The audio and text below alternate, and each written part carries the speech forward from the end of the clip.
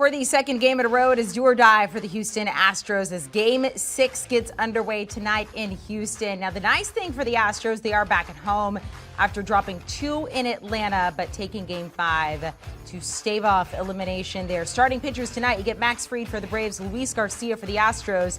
Now, these two going in slightly different directions right now. Garcia dramatically improving since his first 2 starts of the postseason. Keep in mind, though, he is coming off short rest. He started Game 3. That was just on Friday. Max Fried, on the other hand, saying that he is looking for redemption after his past 2 outings, losing Game 2 back in Houston. He is going on 5 full days rest. Let's welcome in our MLB insider, former longtime GM Jim Bowden there in Houston. All right, let's talk about the starting pitchers here, Jim, because they really are the story of tonight. Yeah, they really are, Amanda. And let's start with Max Fried. He was so good in August and September, dominated, got to the playoffs, dominated the Dodgers, and then he got to the World Series and wasn't as good. And one of the things we have to look at when we look back at Game 2 is 2 things that happened. Number one, his fastball was up in the zone a lot more than it was previously. For him to succeed, he's got to get the ball down near the knees on both sides of the plate. The other thing, the issue that I keep hearing is that he was tipping his pitches. So what happened apparently is he kept opening his glove or flaring his glove when he would throw his secondary pitches, and the feeling where the Astros were picking up on that. So Max Fried going to try to make an adjustment here in Game 6 and try not to tip his pitches, because that's going to be a very important factor to look at tonight. On the other side, for Luis Garcia, you mentioned it, Amanda, 3 days rest. I mean, historically, pitchers don't do as well on 3 days rest, so I don't expect a long outing for Garcia. Although he was great in the LCS, he was good in the World Series. He's got great stuff, but on 3 days rest, what's it going to look like? I'm expecting 3 or 4 innings tops, and then it sounds like Dusty Baker's going to go to Christian Javier or Jake Odorizzi after him. But certainly the Braves have an advantage pitching-wise, in my opinion, for Game 6. And I believe Garcia, I may be wrong, but about 72 pitches on 3 2/3 inning in that last start there, Game 2. All right, when it comes to the Astros, when it comes to the Braves, we're going to get to both sides here. You got to fix some people, starting with Yordan Alvarez. Won ALCS MVP, but Jim, the final 3 games of the ALCS, he went 9 for 13. And the World Series, he is 1 for 16. How does he try to turn this around? Amanda, pitcher Zach Greinke has more hits in this series than Alvarez, and Dusty Baker, the manager, has not moved him down in the lineup. He did move Alex Bregman down in the lineup, but not Alvarez. Why? Because he is their most impactful bat. He has really struggled in this series, and if the Astros are going to come back and win this series in a miracle fashion, Yordan Alvarez tonight has to do damage. Even though he's going up against left-hander Max Fried, he does hit left-handers, but he's got to make a statement in this game. And on the other side for the Atlanta Braves, they get to have the DH rule, of course, playing the last 2 games in Houston here. Jock Peterson is expected to be in the lineup. Jock's been very quiet in the World Series, and despite being really good in both the division and the LCS, he has been quiet in this series as well. He's wearing those pearls, and they need him to go long as well. So those are 2 left-hand hitters to look at this World Series. 2 guys that have been quiet, 2 guys that need to make some noise. All right, let's talk about the face of the franchise for the Braves. Freddie Freeman here, his 8-year, $135 million contract. It is expiring this month. He will be an unrestricted free agent, 32 years old. He's getting up there. Are there any rumblings, Jim, about what may happen to him? Well, Freddie Freeman has made it very clear, and he has during this postseason, he wants to stay with the Atlanta Braves, and Alex Anthopoulos, the GM, says the feeling is mutual.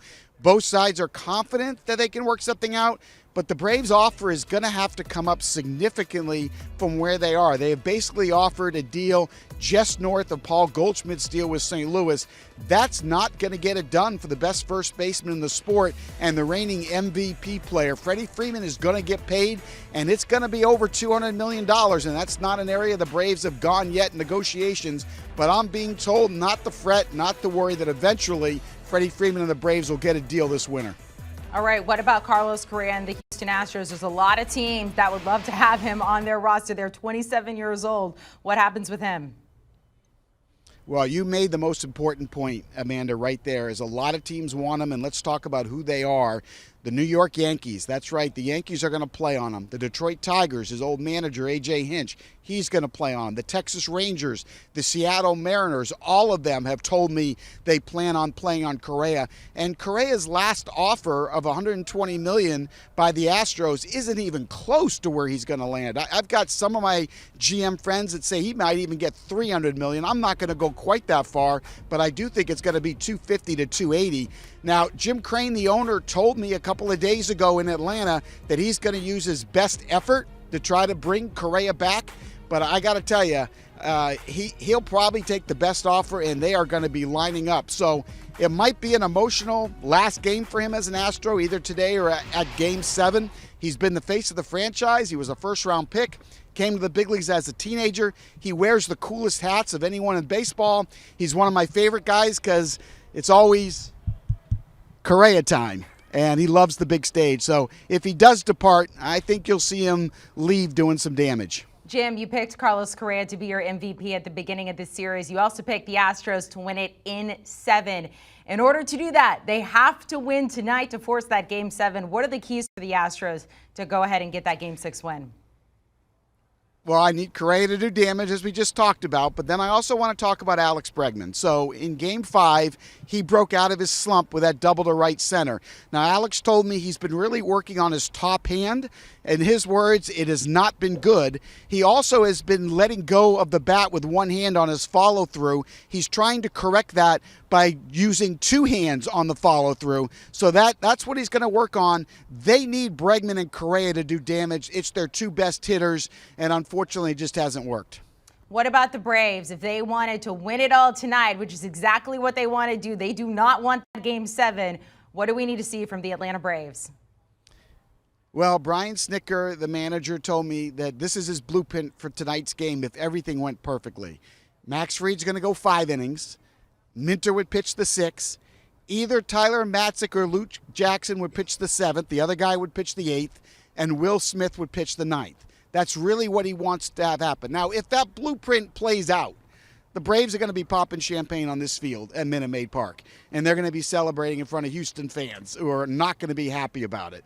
But I don't think there's any doubt if the pitching works out the way they want it to and they get the job done, the Braves are going to win. And I'll say one more thing that's pretty special here, Amanda, that's been ridiculous. They're having a street fest here. They've asked everyone in the city of Houston to wear orange today, and they've got bands and they've got celebrations going on all the streets surrounding Minute Maid Park. This place is going to be raucous tonight. I will say I love that ballpark there, exactly where it is, right in the heart of the city there. All right, Game 6. By the way, Max Fried going 5. That's a lot to ask for, I feel like, right now, but we'll see if it happens. Game 6. The Astros are favored back at home. Who wins?